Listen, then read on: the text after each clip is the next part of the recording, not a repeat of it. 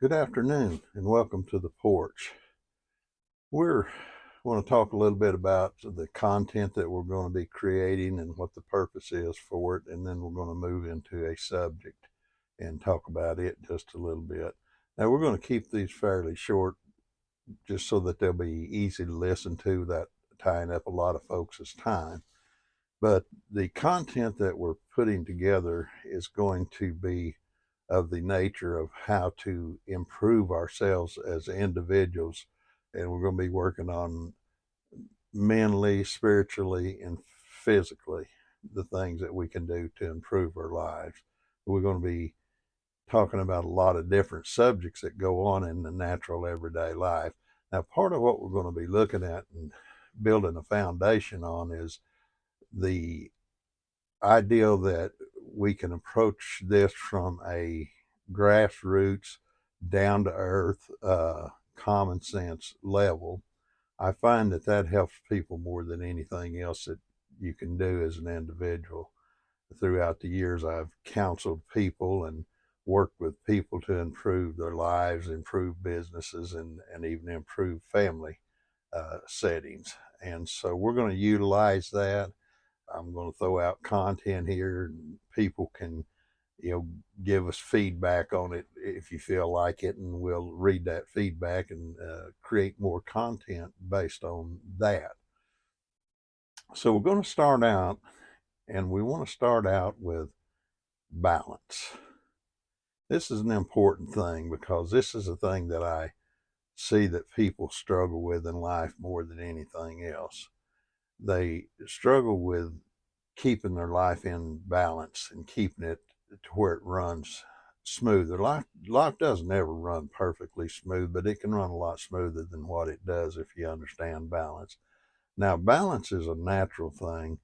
We can look at, let's just say, the planets and how they work around each other, and they pass each other, and uh, they work on a time schedule, and they always do it perfect. They don't get out of balance, and it just simply works. And it's worked for, well, probably millions of years. We don't know, thousands of years, who knows? But it's been a long time. It's been working well. So there's a lesson to be learned from that. And that lesson is that if we can keep our lives in balance, the outcome is better. Now, let's just take a look at nature, for instance. You have seasons, and seasons come and go, but as they come and go, they produce certain things, like growing season, for instance, and then in the season of winter, it has its purposes. I won't go deep into that, but it has its purposes, and the fall and the spring and all of those different things. But as long as we can remember, those things have been coming and going in balance. And it's an interesting thing about nature; it stays in balance pretty good,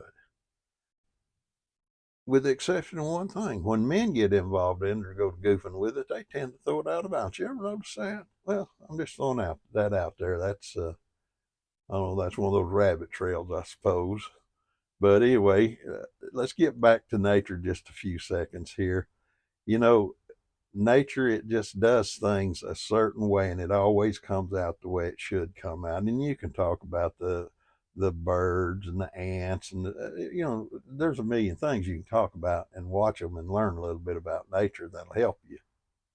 But here's the thing about nature is, if we look at it and we apply those laws to our lives, we'll find that we come out a lot better. Now, let's take, for instance, an old ant. They'll collect things in a certain season of the year, and then they go in and they stay inside the ground until the next season to come out and collect food and stuff.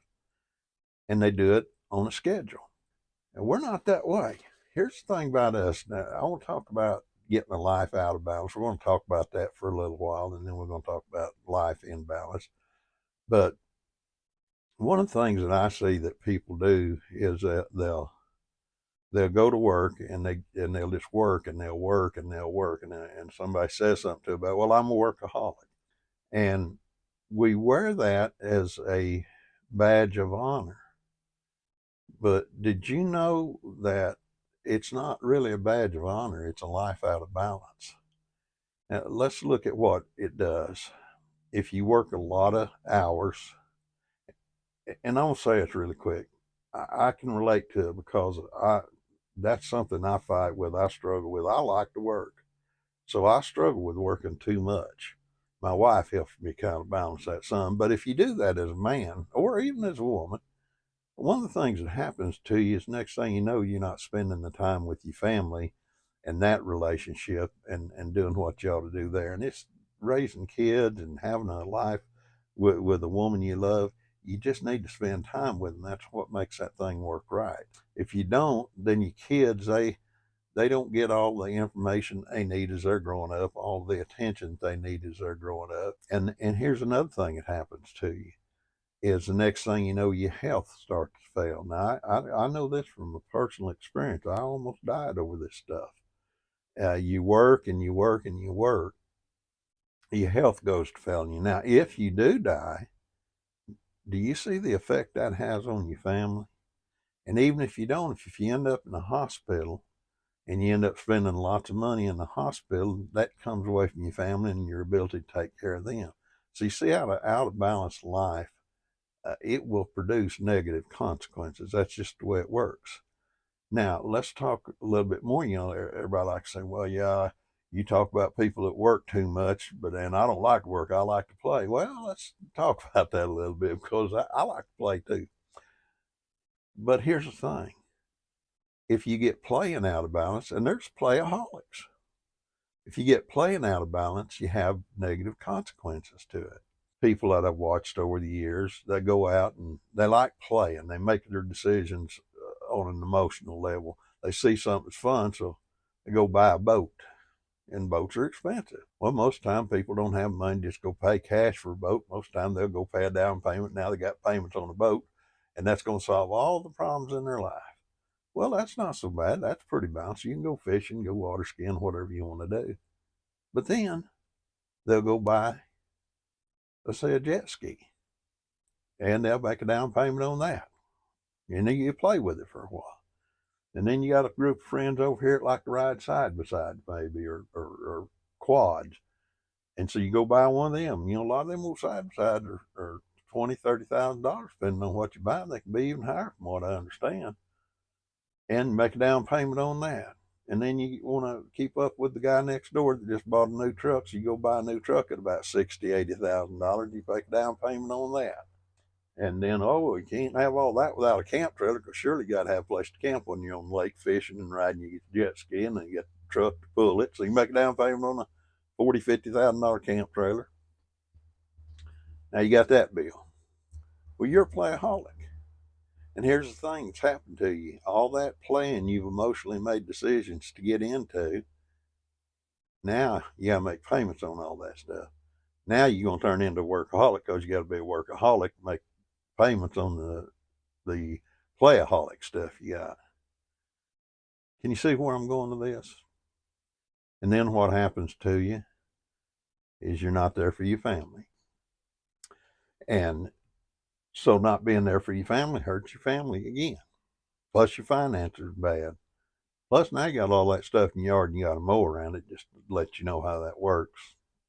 And that's frustrating. So your life's out of balance. And now you're getting sick. Now you're getting hospital bills, or maybe even getting a divorce, or maybe got kids that are going wild on you. Doesn't come out right. Now, if you do everything right, it doesn't mean you're not going to have problems, but I will assure you of this, you'll have a lot less of them if you'll do more stuff right. So you stop and you say, okay, what do I do? Well, this brings us to the more positive side of it. Ain't nothing wrong with working. Matter of fact, there's more wrong with not working than there is with working. Working's a good thing. It kept in balance. You go to your job, you give that a certain amount of your time, you do that work, and you come home and you take time for your wife and kids. Go play. Nothing wrong with playing. Just trying to play too much or investing too much in playing is not good. You end up with the same problem you do if you're a workaholic. But you go spend time with your kids. You take a weekend out of the month and go camping or maybe go fishing or hunting, whatever it is you like to do. And ain't nothing wrong with a quad, and ain't nothing wrong with any of this stuff. It's just how you use it, and how you get yourself in debt for it, and how much of it you really need. I think of it like this right here. I like to have fun, but I know that I have only so much time to invest in the fun part of my life. But I also know this: you need to invest something in the fun part of your life. And here's what I'm saying about that. Kids need to look back on vacations you've taken, camping trips, going to, we used to like to go to Branson, and I still remember all that stuff, and I know my kids do too. You create special memories and special bonds with your kids and your wife and stuff that you need to do. And as you do that, those are good things, but you keep them in balance and they work smoother. As I said, don't get me wrong, you're not going to be trouble free. But I'll tell you what I think. In watching this as many years as I have, I think you can cut out 60-80% of your problems by balancing your life. That's quite a bit, guys. I'll tell you, it's quite a bit. So here's what I would encourage people to do. Find that balance in your life. Now, there's a whole lot more I can say about balance. This is just a little taste of it as we go along throughout time. If people like these videos, we're going to touch on balance more and more and different things.